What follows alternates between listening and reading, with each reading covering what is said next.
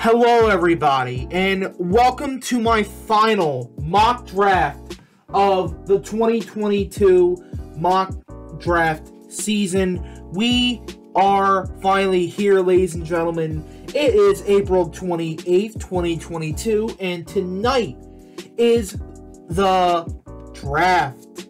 I almost said mock draft, but nope, it is the actual draft tonight. So I am coming at you with a very special video. This is my Predict the Pick mock draft. This is what I think is going to happen. This is not what I would do per se, but this is simply what I think is going to happen when these teams are on the clock. So there's a very important distinction for this mock draft. If you would like to see what I would do if I was in these teams' situations, you can head over to my last mock draft that I posted, and that went over what I would do. This is what I think will happen, or as I like to call it, the Predict the Pick. So with that said, ladies and gentlemen, let's get into it. I am so excited for this mock draft, and let's go. Okay, so the Jacksonville Jaguars are on the board. There's been a lot of murmur about what exactly will happen when this does happen, when the Jaguars are on the board. There's been a lot of discourse about what exactly Jacksonville prefers, and whether or not it's going with somebody that they know is going to be good, and someone like Aiden Hutchinson, someone they know has an incredible upside like Trayvon Walker, or somebody who could help their offensive line like an Ike Ekwonu pick. But they just extended Cam Robinson, yes, a couple days ago. So I think that was a bit of a power move by, Trent Mcduffie. Like, kind of saying that, like, look, I am the GM here, Jacksonville. We're not taking a tackle. We are taking Trayvon Walker, the edge out of Georgia. I'm going to say this right now. I personally wouldn't do this. Trayvon Walker is a hell of an athlete. There's one of one in terms of athletic profile.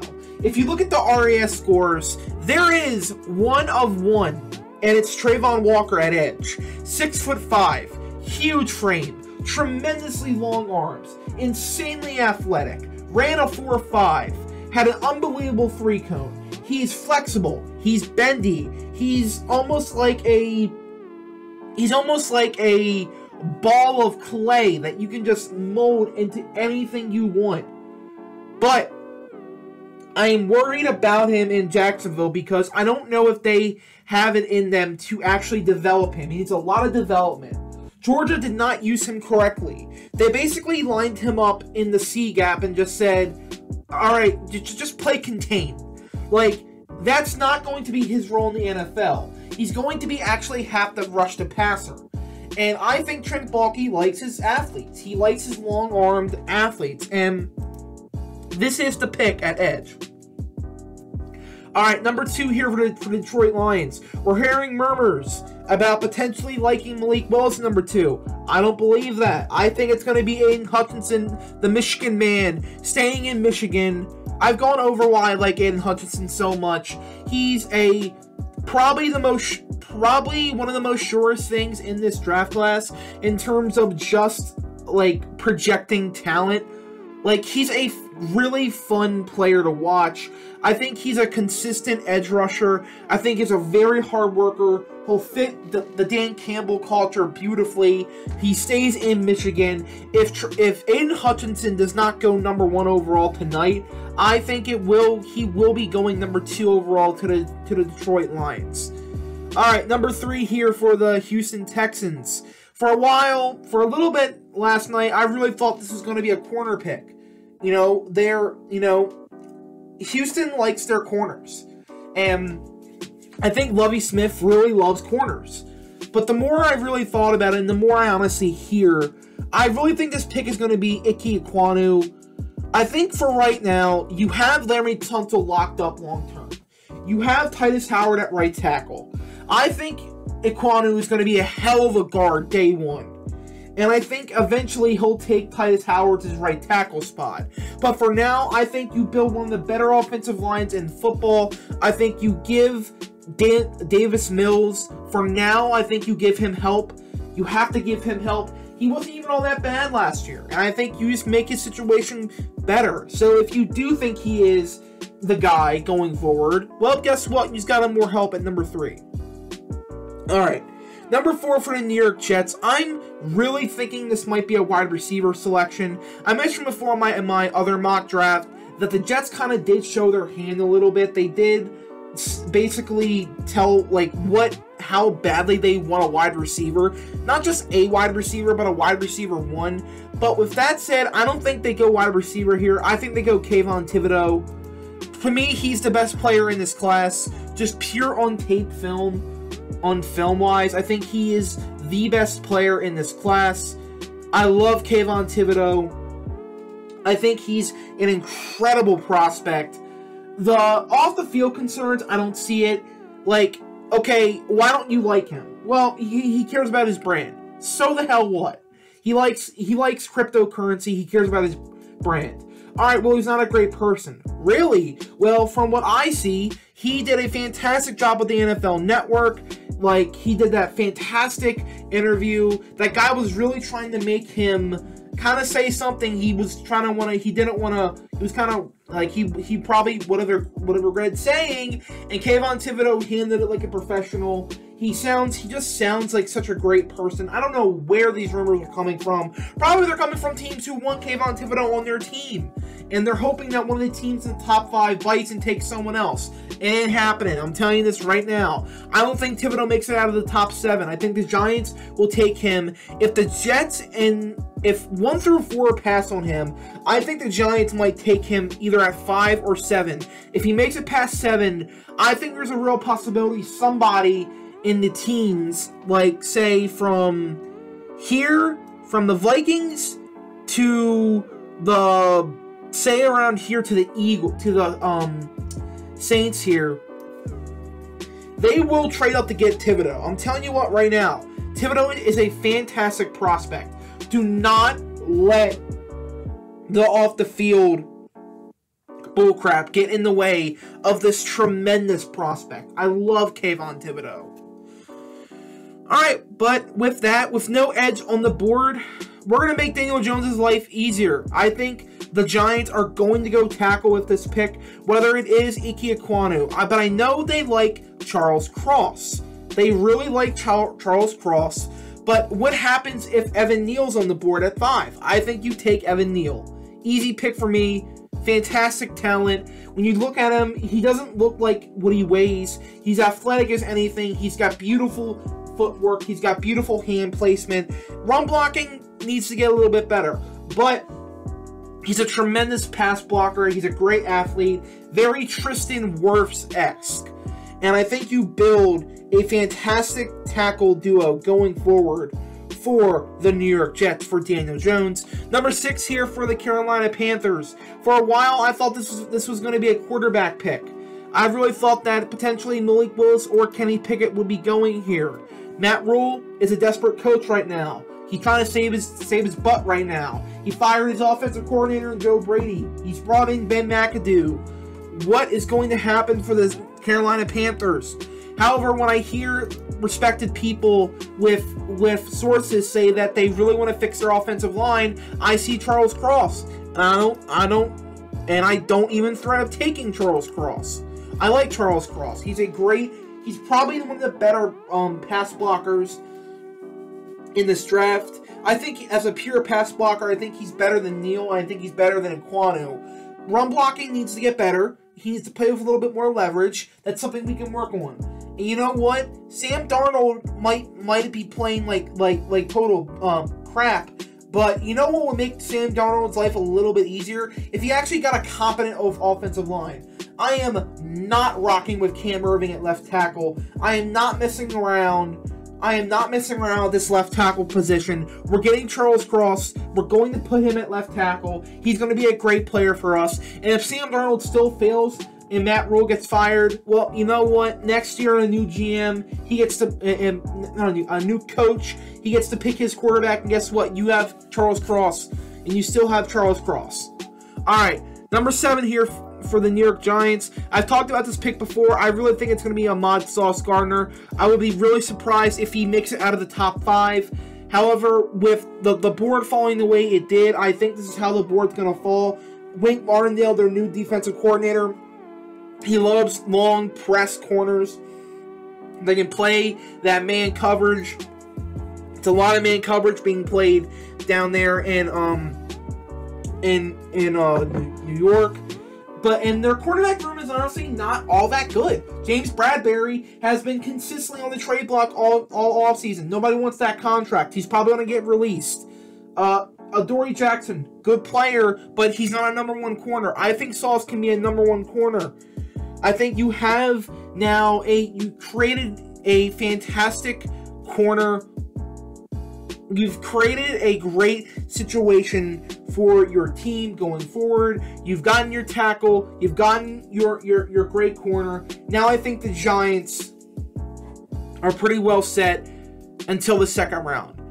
8 for the Falcons. Very tough pick to figure out. It seems like they want to trade that out of the spot. They want to see if they can get anybody from, again, this range that I mentioned before with trading up to get Thibodeau. See if they can get anybody to bite. However, with this scenario, no trades, the fish aren't biting. In fact, there's no fish in the pond. There's no fish in the pond because you can't trade in this mock draft. My rules. So, with this, what do? You take the best player available. To me, that's Jermaine Johnson, edge out of Florida State. Great player, consistent, long-armed, power-rushing, great prospect. I think he's locked as a top 10 pick at this point. We're hearing chatter that the Jets really like Jermaine Johnson. I wanted to take wide receiver here. I like the Jameson Williams fit. I like the Garrett Wilson fit.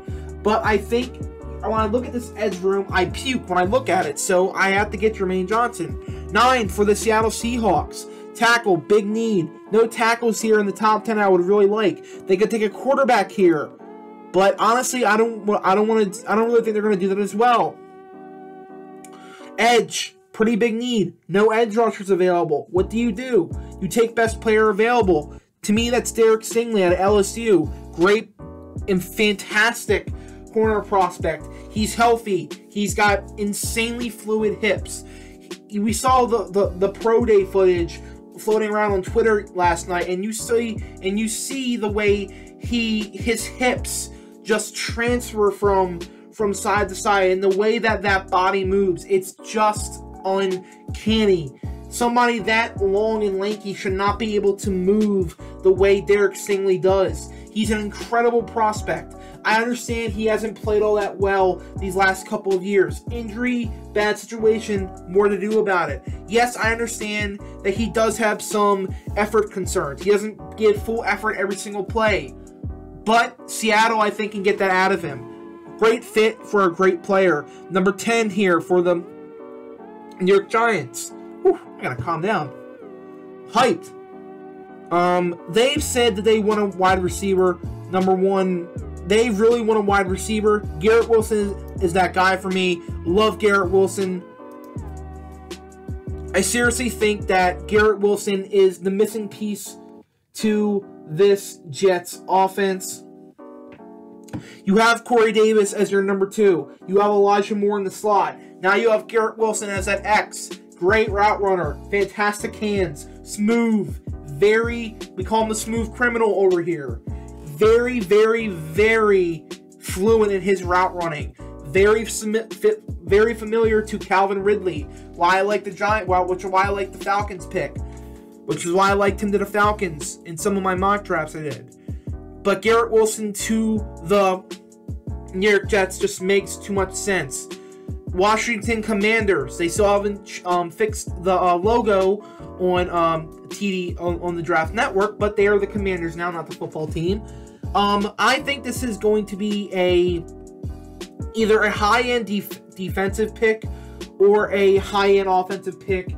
I think they really want to trade down, but again, you can't trade in this mock draft. So, what do? To me, I think you have to take the best overall player available. And I think that is going to be Jameson Williams. You know, I think that I like their wide receiver room overall, but I think it's also not perfect. Like, I like Dynamic Brown. I obviously love Scary Terry. You know, I like Curtis Samuel. But Jameson Williams is just... I think he is just that good. Like, he's rehabbing from the ACL tear, yes, but I think he's doing really well in his rehab. Like, does he start day one? I don't know. But I still think you get a fantastic player going forward. And you know what? Carson Wentz likes to chuck it deep. Let's see if he can hit Jameson Williams on those go routes.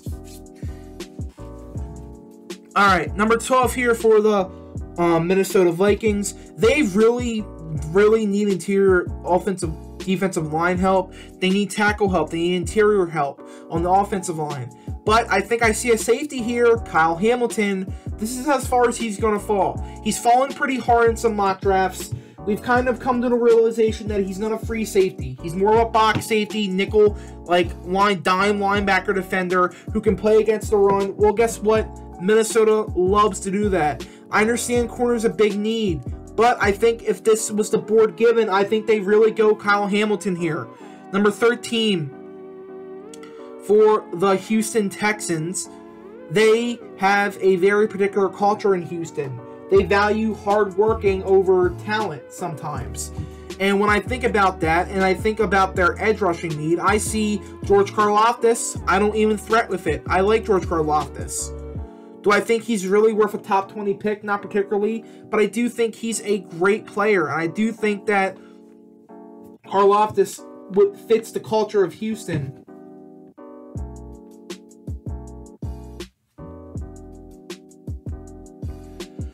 All right, number 14 here for the Baltimore Ravens.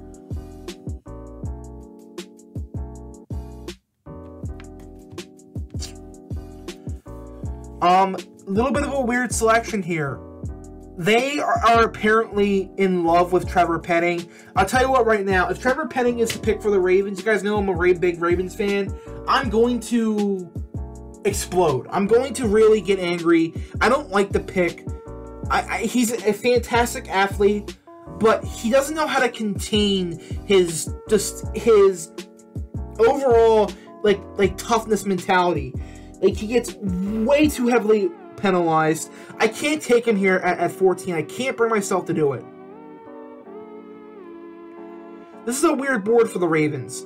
However, I do think that Jordan Davis will be the pick here at 14. At this point, hearing rumblings, hearing what I know, hearing from people that I trust, it seems like that Jordan Davis is going to go a lot higher than this.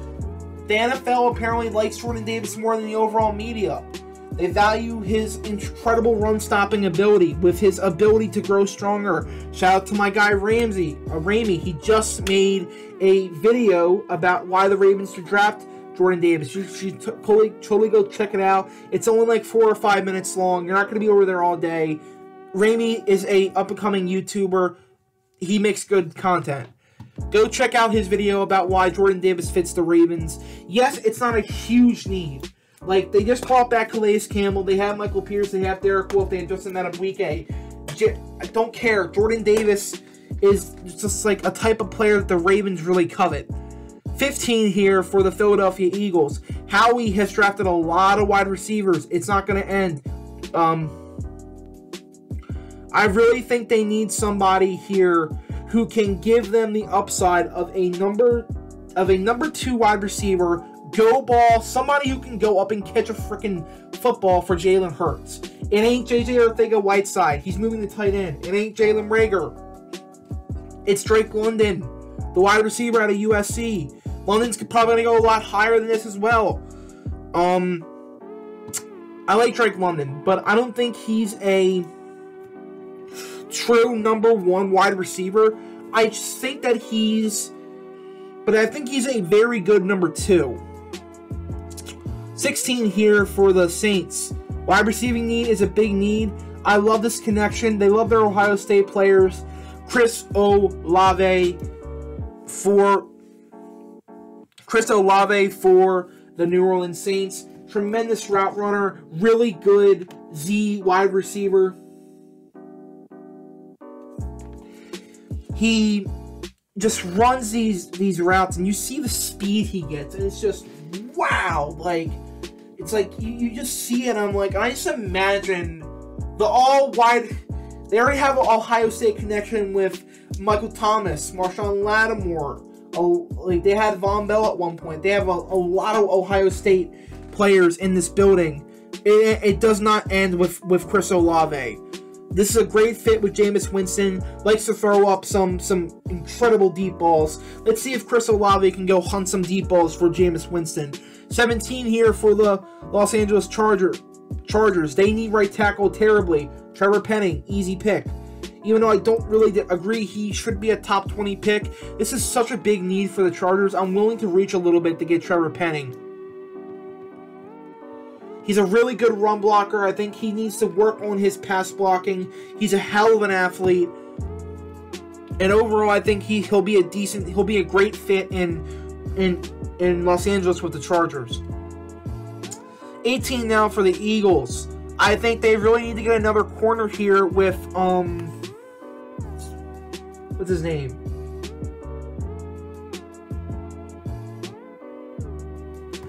With what was I saying? Sorry, I'm moving too fast. I gotta slow down. I really think they need to get another corner to help out the secondary. Like, you have Darius Slay, and then the rest of the secondary I just hate. So Trent McDuffie is the pick. A little bit down the board here. I like Trent McDuffie. I think he's I think he's a very versatile defender. He can play nickel corner. He can play slot corner. He can play even potentially play some strong or free safety. He's got the speed to do it. But I think in this situation, he's your corner number 2 outside Darius Slay. Let's just go.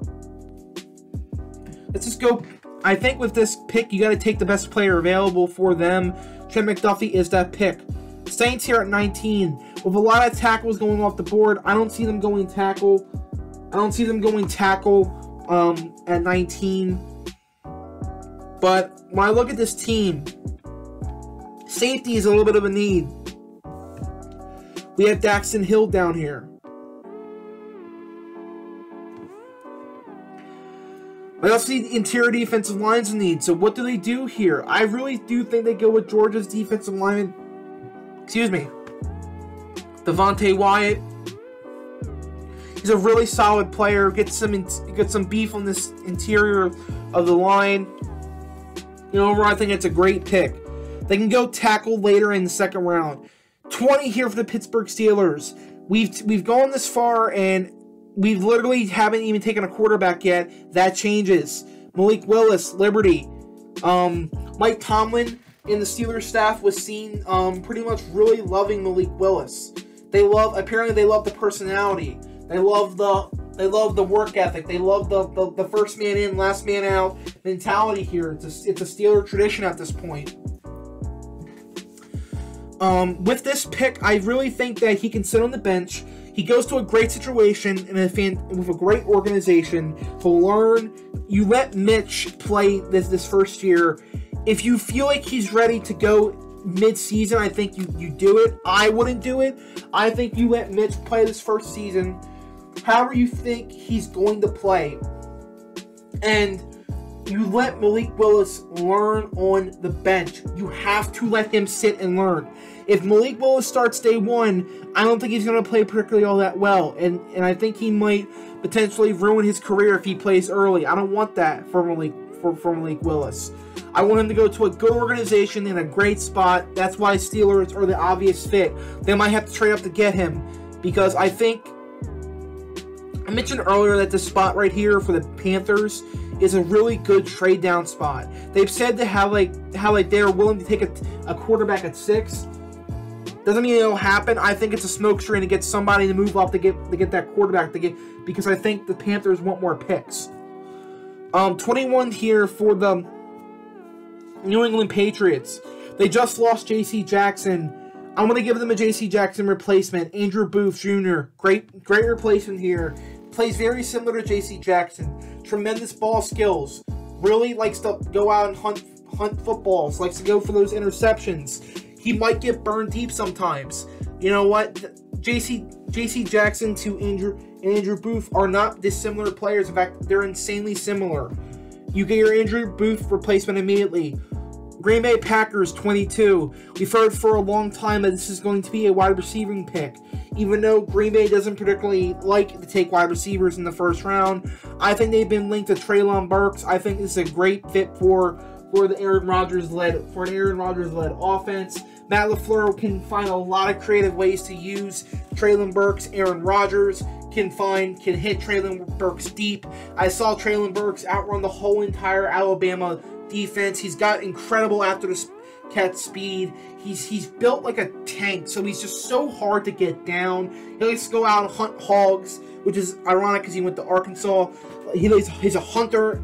He's a very, very, very fun player to watch. I think he would be a tremendous fit in Green Bay. 23 now for the Arizona Cardinals. This can be a multitude of things. They need corner. They need offensive line help. They need edge help. They need interior help. They need trenches help wherever they can get it. I really think that Zion Johnson is going to be the pick here. Tremendous guard, hell of a run blocker, great pass blocker. This is a very fun player to watch. Insanely smart. Went on board Good Morning Football, said that he's literally built a computer to play his favorite game of all time, Skyrim. Insanely smart person. Like, obviously, I think went to Boston College. You have to be pretty, obviously, I think a lot of Boston College players are insanely intelligent, obviously, but Zion Johnson, fantastic fit here for the Arizona Cardinals. He's smaller, but guess what? They like their smaller offensive linemen. It's important because Kyler Murray is obviously a little bit shorter than your average quarterback. So guess what? Shorter offensive lineman means that Kyler Murray can see over them. He can sense pressure a little bit better. They need to get better offensive line. Zion Johnson is the pick. Fantastic pick there for the Arizona Cardinals. Moving on, Cowboys. They really want an edge rusher. They need an edge rusher. They basically kind of tipped their hand a little bit by saying, like, we need edge rush help badly. When I look at these players, Ajabo with the ACL tear, not going to be able to play immediately. Boye Mafe, not a first round really player. Cam Thomas can't get off a damn block.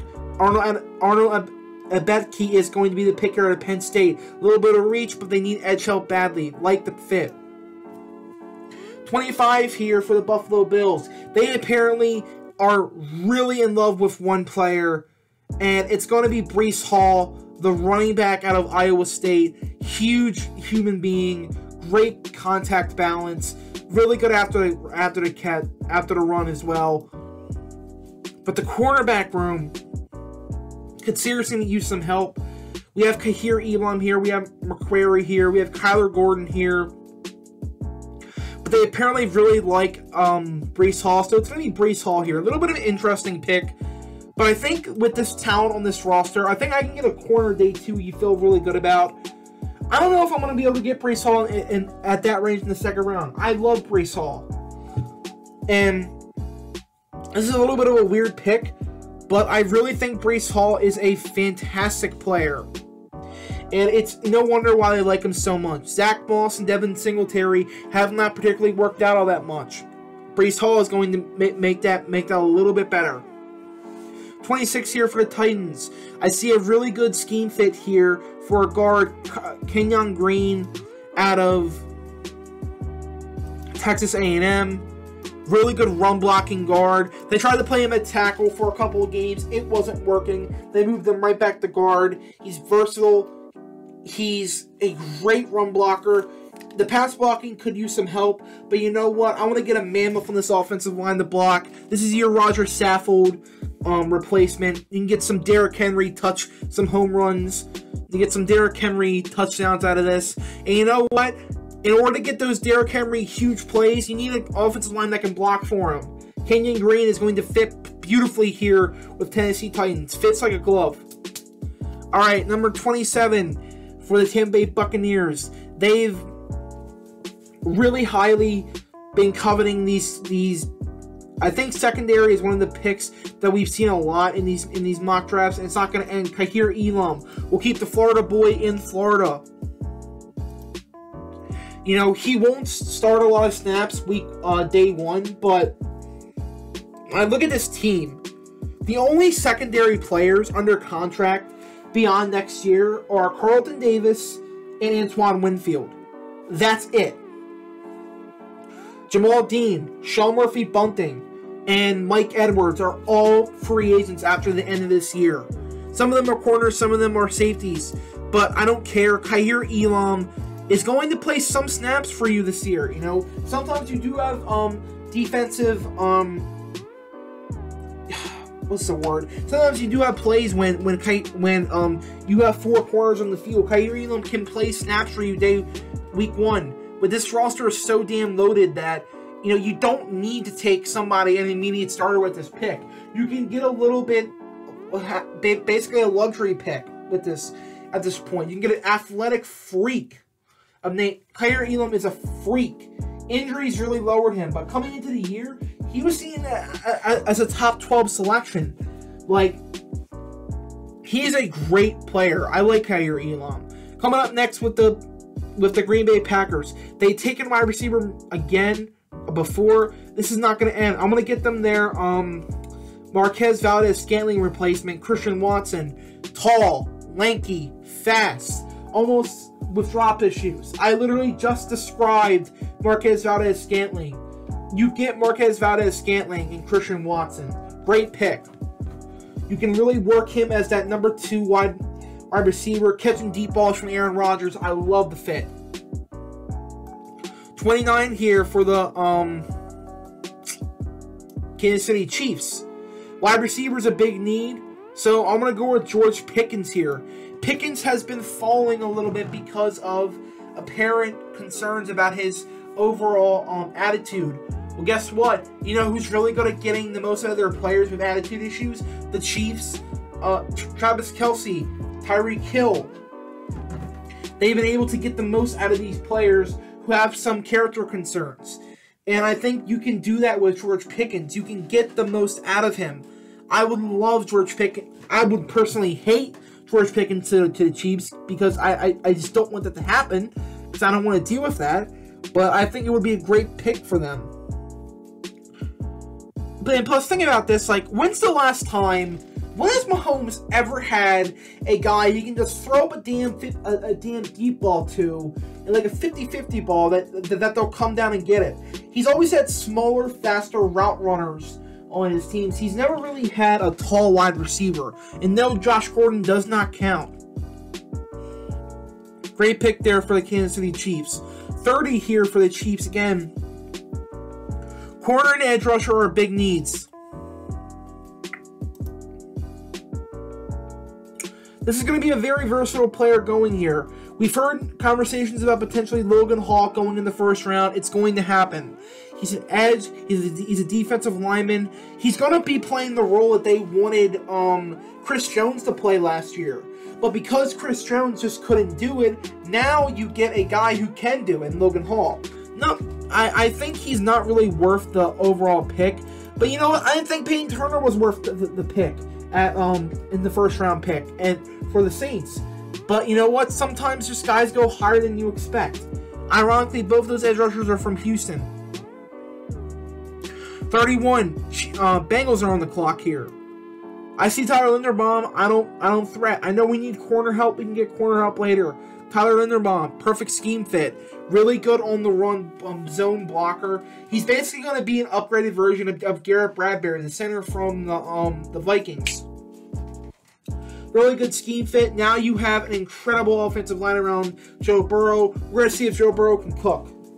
He already was cooking with that offensive line beforehand. Now the rest of the league is on notice and we're scared.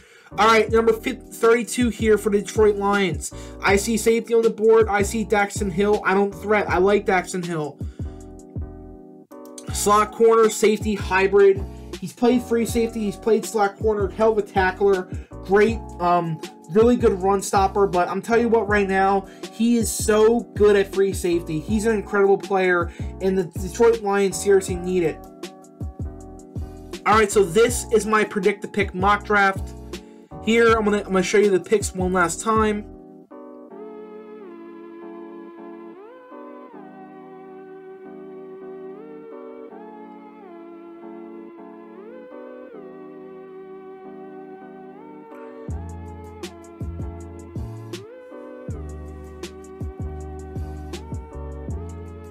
And with that, ladies and gentlemen, we are officially done with mock draft season.